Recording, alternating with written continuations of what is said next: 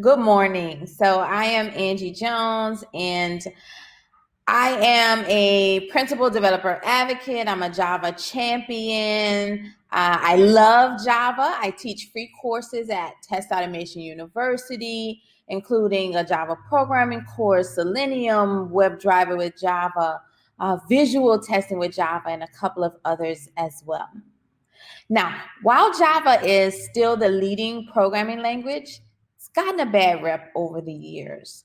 And some of the biggest gripes I've heard are things like Java is too verbose, meaning, yeah, we have to write a lot of code to do the most basic things. And another one that I hear is that the language was not evolving fast enough, right? So the releases of Java 7, 8, and 9 were all 3 years apart, which in development lifetime, that's, forever, right? Fortunately, the powers that be, they heard us loud and clear, and Java has gotten a much needed makeover, and now new versions of the language are being released every 6 months. And with so many new features, it can be hard to keep up. So in this talk, I want to demonstrate some of the newer features of Java and how we can take advantage of them in our code, okay? All right, so what we're going to do is we're going to look at some test code for verifying this banking page. And the specific test we'll go over today is just going to make sure that all of the accounts are listed here, okay? All right, so here is our code, and let me walk you through it. Here, we're logging into the application, and we get a handle to this accounts overview page, and this is where that table of accounts is located. Next, we get a list of the account numbers that are displayed on the page, and then we want to get the expected accounts. So this test data can change. So we actually make a call to an API to get the expected accounts, and this returns a list of deserialized account objects. So we want to make a new list, which will only contain the account numbers as strings as opposed to the entire account. We loop through the list of account objects, and we add the account number from each account into our list of expected accounts. And then finally, we compare both lists to make sure that every account for this customer is actually shown on the site. Now, this was written in Java 8.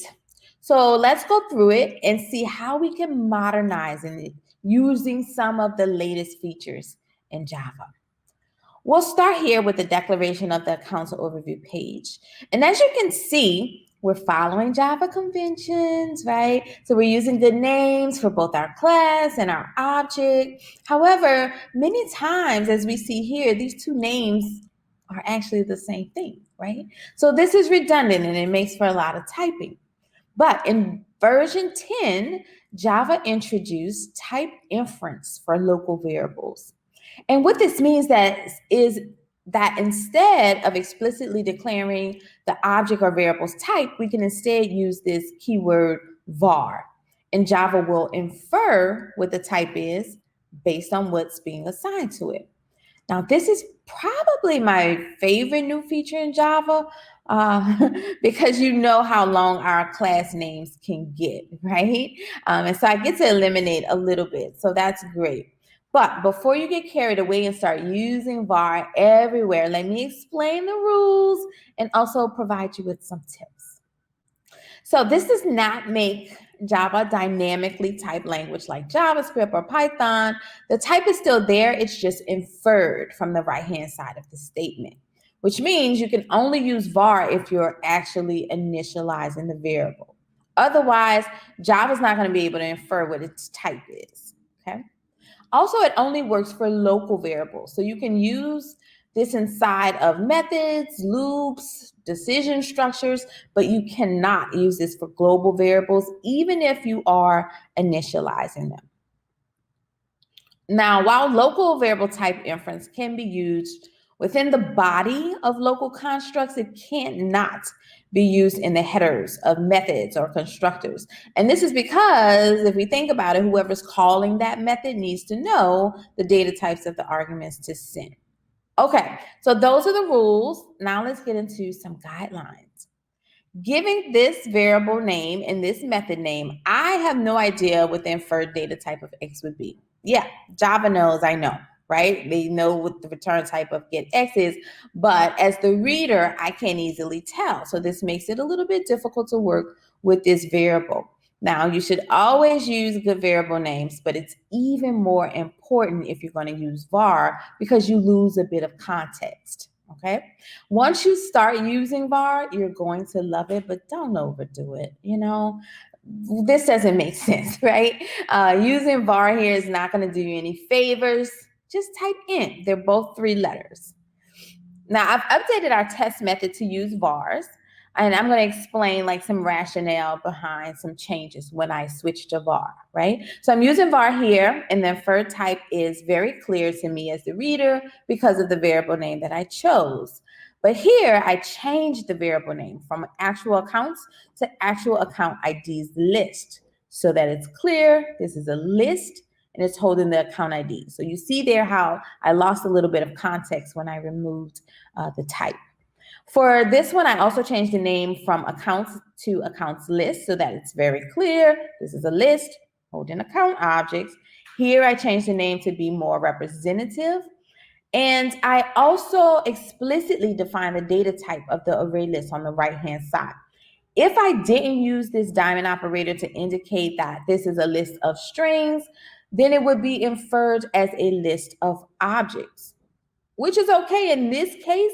But if I ever needed to, access one of those elements and use the dot operator, then I wouldn't have access to methods from the string class. I would only have access to methods from the object class. Okay. And then here I'm using var inside of a for loop just to show you that it can be done. Okay, let's see what else we can modernize. How about let's go inside of this get accounts method. Now, remember, this is the table, and we're getting all of those values in the first column labeled accounts, and here's the code to do so. We see here that it finds all of the account cells, and these are web element objects. Then it creates a new list to hold just the text of the web elements. So this is a list of strings. To populate that list, we loop through each of the elements from line 3, and we get their text, and then we add them to our new list on line 6. And notice this method needs 2 lists and a loop, right? So, of course, there's a more modern approach to do this in Java by using the functional programming style.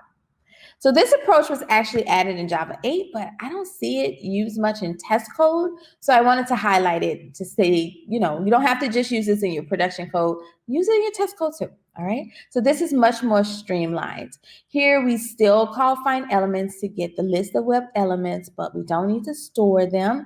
Instead, we turn them into a stream from which we can do some cool functional programming, right? So this map function will take those web elements, map them into whatever is passed into this. So here we're saying get the text from these web elements and store them into a list, which we return. All right. So here's an alternative way to write that map call. And notice in the top example, line 5 uses a shortcut or a syntactic sugar with the colon, but in the bottom example, line 3 uses the fully spelled out approach with the lambda arrow. We can do the same in our test method. So instead of using the 2 lists in a for loop, here I changed it to use a stream and map what I need into a single list. All right, so it's a good practice to break up these chain method calls where each method call is on a new line. And it's really tempting to do this big, powerful call, all on one line because it's like, wow, look at this wicked one-liner that I wrote, It makes us feel good as programmers for some reason. But it makes it harder to read your code and process what it's actually doing. So it's a good practice to break it up so that each call is on a new line. All right, let's look at what's new with streams. So Java 9 introduces a couple of new methods to stream, one being take while. Let's say I have this code which gets the list of accounts, and then it uses the take while method on this stream of accounts. Within this take while method, you pass in a condition, also known as a predicate, and this is saying to go through this list of accounts and accept all of the ones that have a type of checking until you get to one that does not have this type. So here are all of the accounts stored in accounts list, and notice there are 11 of them.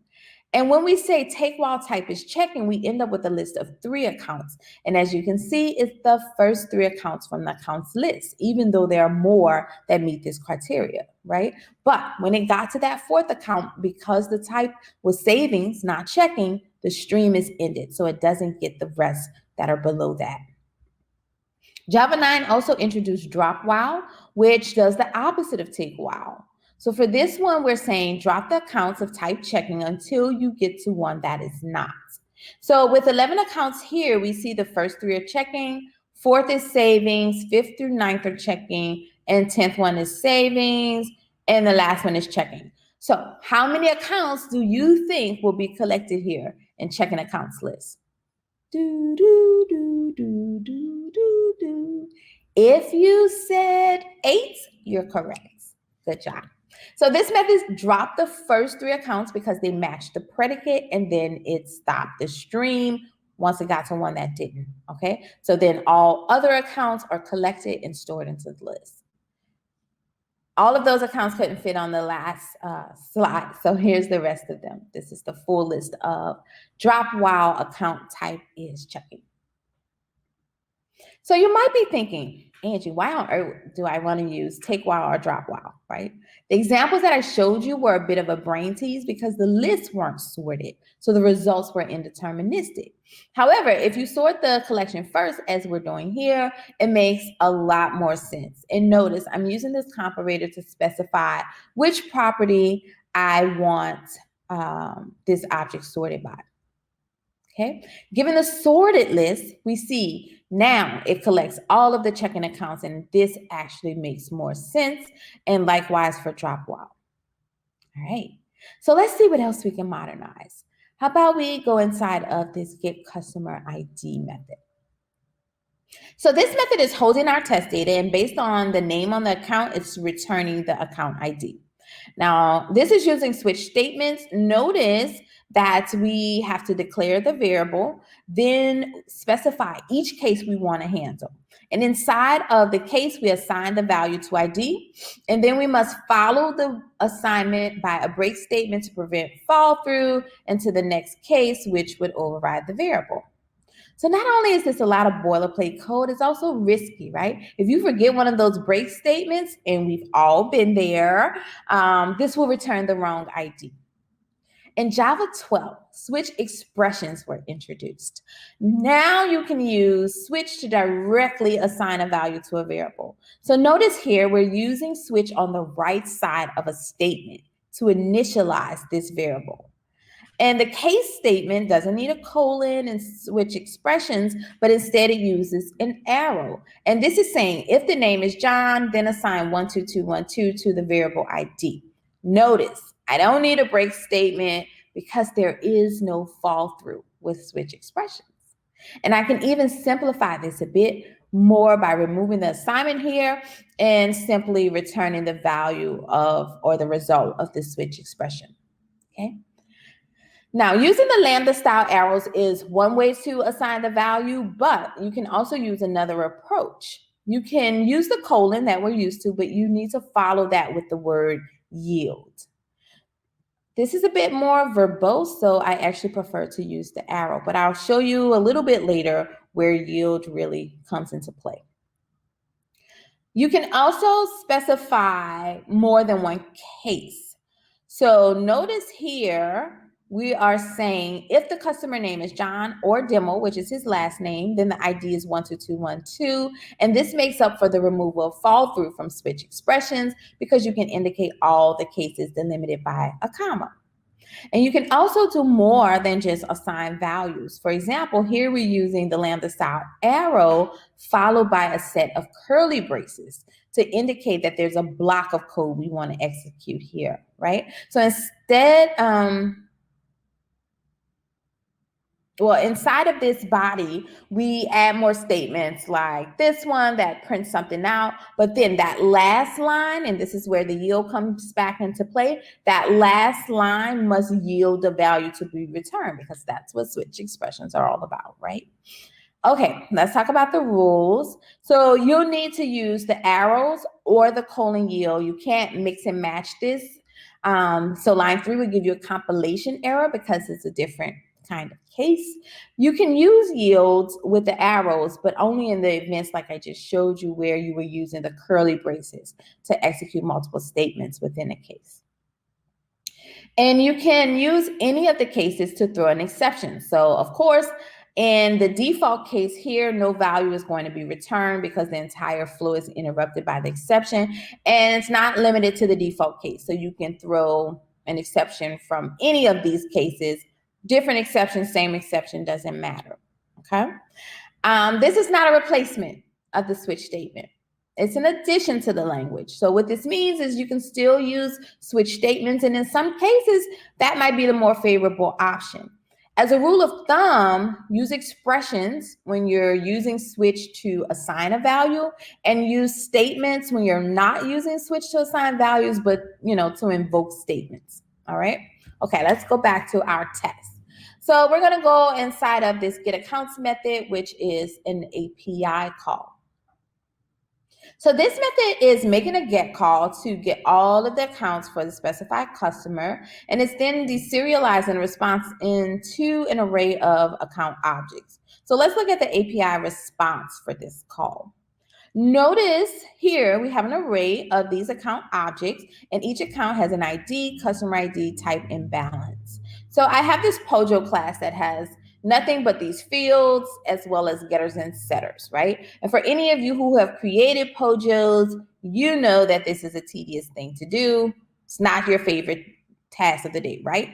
Many people have moved to using Lombok external libraries so that they don't have to write all of this boilerplate code. But great news, in Java 14, a new construct was introduced called records. So this is a record, much shorter, right? And notice here, instead of using the word class, we use the word record. Also, as opposed to opening this with a curly brace, we use parentheses to declare the fields.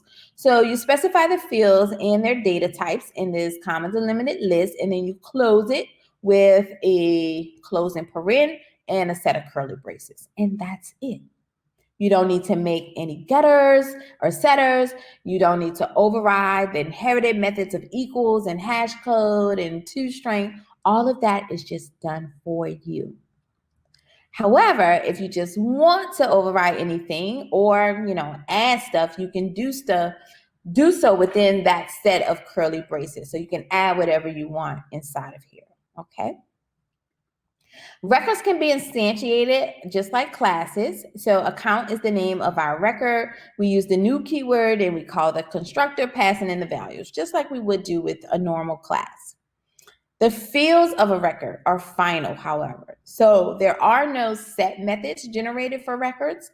And of course, you can add a setter within the curly braces of the record, but I don't see a good reason to do that since the fields are final and they can't be modified anyway, right? If you just really needed to hack something, I guess you could find a way, but yeah, remember that those fields are final. You do have accessor methods. However, they don't start with the word get. Instead, the accessor method name is the same name as the field name. So notice here, we're saying account.balance versus account.getBalance, okay? Records were released in Java 14 as a preview feature, and that was in March. And what that means is that it's not yet a permanent feature of the language. It's just available for us developers to play around with, offer feedback. Based on that feedback, the implementation can change. So don't use records in production code just yet, okay? It also means that support from external libraries might not be readily available. For example, I used the Jackson library to deserialize that JSON response into this record, but when I tried this, when Java 14 first came out, the Jackson library didn't have official support for records yet. So as a hack, I needed to explicitly bind each field to its respective JSON property. When and if records becomes permanent, I already know Jackson is going to provide support if they haven't already. I saw a few tweets that they were working on it, so good to go. Next, I want to show you text blocks. So we're going to continue on with the API. What if instead of calling the API, we instead wanted to mock the data right there in this API util class? To represent this whole thing as a string would be pretty tedious, right? We need to escape all of the fields because they are already in quotation marks. We need to add new line characters for each line break, and we need to add the plus sign for each line. So this is ugly. It's ugly to read. It's ugly to write. Text blocks. They allow you to use 3 quotation marks to open and close a big block of text. Notice you didn't need to escape anything, right? The individual quotation marks are still there on the fields and the line breaks are respected. Now, text blocks were introduced in Java 13 as a preview feature. We got another preview in Java 14. And I'm happy to announce that text blocks have become a permanent feature in the latest release, Java 15, which came out in September. So yay, welcome to Java text blocks. We're so glad you're here. Okay, let's look at some of the rules and guidelines around text blocks. You cannot include the entire text block on the same line, or you're going to get a compilation error. So a new line must be after the opening quotes, like in the second example here. This is legal, but not the preferred way. Looks a little, imbalanced. The preferred way is to have both the opening and the closing quotes aligned with the text in the middle, right? And I'm showing you this small amount of text because I needed to fit it on a slide, but don't put like a single line of text in a text box. Use your strings. If you have a big blocks, that's what text blocks are for, okay? One more thing I'm going to show you in that API class. Let's say we didn't want the entire response, but we wanted to just return a hard-coded list of expected account IDs. The old way of doing this would be to use the arrays.asList method. However, in Java 9, this of method was introduced for all entities in the collection framework. So lists, maps, sets, all the jazz. This one seems small, but I've actually been enjoying it. And I think the reason for that is because it's more natural for me, right? Before it took like this small cognitive effort to recall which class do I use to make a quick list? Is it array? Is it arrays, plural? Like what is it? But now I want a list, I call list.of. I want a map, I call map.of. Nice and straightforward. And speaking of maps, populating these required a separate method call for each item that we wanted to add to the collection. But now you can define a map all with one line of code. The parameters are key followed by value. And you see here, we have 3 entities added to this map in one line. Woo. One more thing to note about the use of method is that it creates collections which are immutable.